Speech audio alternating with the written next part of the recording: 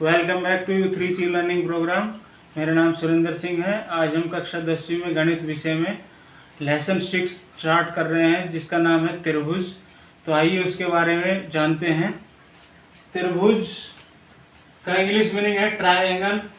तो त्रिभुज की डेफिनेशन, तीन रेखाखंडों से बना बहुभुज मीन्स पॉलीगन त्रिभुज कहलाता है। अर्थात कम से कम तीन रेखाखंड होने चाहिए। और इसका इंग्लिश मीनिंग है ट्रायंगल, हिंदी में इसको त्रिभुज कहते हैं। तो ट्रायंगल ट्राई प्लस एंगल से बना है, और त्रिभुज त्रि प्लस भुज। तो त्रि का मतलब है तीन, भुज का मतलब भुजाएं, अर्थात जिस आकृति में तीन भुजाएं हों। तो हमारे पास यहाँ फर्स्ट, सेकंड और थर्ड तीन भुजाएं हैं। इसी प्रकार तीन कोण, तो फर्स्ट एंगल हो गया, ये सेकंड, ये थर्ड, तीन एंगल। इन तीनों का सम होता है 180 डिग्री, अर्थात तीनों कोणों का जोड़ 180 डिग्री होता है। अब त्रिभुज के प्रकार, टाइप्स ऑफ एंगल्स। त्रिभुज के प्रकार, तो त्रिभुज को हम दो प्रकार से वर्गीकृत कर सकते हैं, भुजाओं के आधार पर और एक कोणों के आधार पर। तो पहले भुजाओं के आधार पर समझते हैं त्रिभुज। पहला है विषम बाहु त्रिभुज, अर्थात ऐसा त्रिभुज जिसमें तीनों भुजाएं अलग अलग हों। जैसे 2 सेंटीमीटर हो गए, ये 3 सेंटीमीटर हो गए, ये 5। समबाहु त्रिभुज, समद्विबाहु त्रिभुज, अर्थात जिसमें दो भुजाएं समान हो। जैसे ये 3 है, ये 3 सेंटीमीटर है, ये 5 है। समबाहु त्रिभुज, अर्थात जिसमें सभी भुजाएं समान हो, तीनों भुजाएं, जैसे 5 सेंटीमीटर, 5 सेंटीमीटर, 5 सेंटीमीटर। तो इस प्रकार से भुजाओं के आधार पर तीन प्रकार के त्रिभुज हैं। इसी प्रकार कोणों के आधार पर सबसे पहला है न्यून कोण त्रिभुज। तो ऐसा त्रिभुज जिसके सभी कोण न्यून कोण होने चाहिए। सभी कोण न्यून कोण होते हैं। समकोण त्रिभुज, जिसमें एक कोण समकोण हो, अर्थात एक कोण 90 डिग्री हो। तो 90 डिग्री एक कोण होना चाहिए। और अधिक कोण त्रिभुज, इसमें एक अधिक कोण होता है। अब ये अधिक कोण कौन सा होता है, अर्थात अधिक कोण इसमें एक मिलेगा।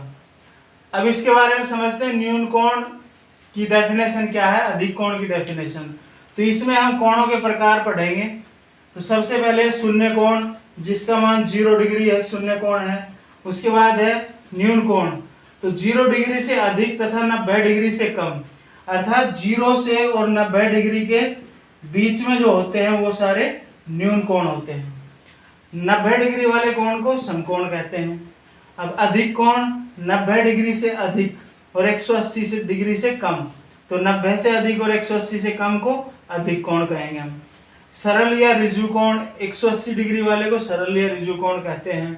प्रतिवर्ती कोण 180 डिग्री से अधिक और 360 डिग्री से कम होता है, उसको कहते हैं प्रतिवर्ती कोण। लास्ट है संपूर्ण कोण, जो 360 डिग्री का कोण होता है वो संपूर्ण कोण होता है। अब हम एक्सरसाइज से रिलेटेड कुछ पॉइंट आपको बताएंगे त्रिभुज के समरूपता के बारे में। अब हम आगे लेते हैं समरूप आकृतियां। तो समरूप आकृतियां इस चैप्टर में हम पढ़ेंगे। तो समरूप आकृतियों का मतलब ऐसी आकृतियां जिनका समान रूप या आकार हो। तो उन आकृतियों को हम समरूप कह सकते हैं जिनका आकार अर्थात रूप समान हो। उसके बाद हम सर्वांग सम आकृतियों को भी पढ़ेंगे इस चैप्टर में। तो सर्वांग सम आकृतियां कौन सी होती हैं, जिनका आकार समान हो अर्थात रूप समान हो, प्लस इसके साथ साथ माप भी समान हो।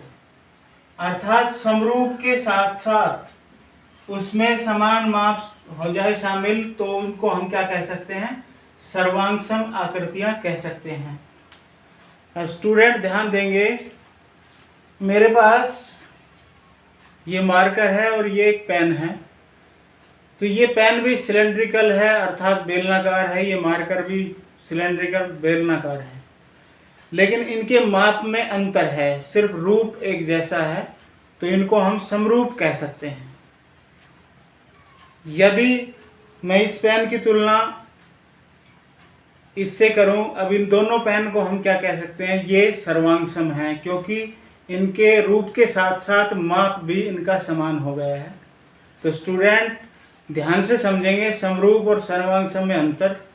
सर्वांग सम का मतलब है समरूप प्लस समान जो है माप, रूप एक जैसा हो, माप साइज, माप या साइज कह सकते हैं, ये एक जैसा हो जाए।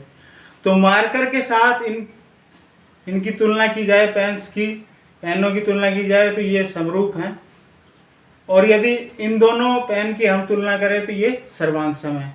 इसी प्रकार से मेरे पास दो मैच बॉक्स हैं। तो ये माचिस की डिब्बी दो, इनका जो है रूप एक जैसा है, दोनों घनाभ के आकार की हैं, क्यूबाइड, और माप भी एक जैसा है। अर्थात सर्वांग सम आकृति क्या होती है, एक आकृति दूसरी को ढक लेती है। जैसे इस मैच बॉक्स ने सेकंड को ढक लिया पीछे, या इसको सामने लाएंगे तो दूसरी को ढक लिया है। दोनों एक आकृति दूसरी को परस्पर ढक ले अपने, तो साइज भी समान हो और रूप भी समान हो। इसी प्रकार से मेरे पास ये ग्लोसोरस का एक बॉक्स है, और ये जो है मार्कर की स्याही है। तो ये दोनों ही क्यूबाइड हैं, घनाभ के आकार के हैं, लेकिन इनका माप अलग है, सिर्फ रूप एक जैसा है। तो इनको हम समरूप कह सकते हैं।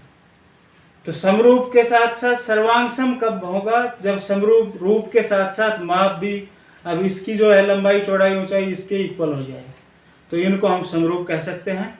और जैसा कि अभी बताया था, माचिस की डिब्बी जो है ये सर्वांग सम है, अर्थात माप के रूप के साथ साथ माप भी समान हो जाए। तो आशा करता हूँ U3 के लर्निंग प्रोग्राम में ये विषय आपको आसानी से समझ में आया होगा। इससे रिलेटेड जो भी पॉइंट्स हैं वो प्लीज़ शेयर करें स्टूडेंट। Thank you.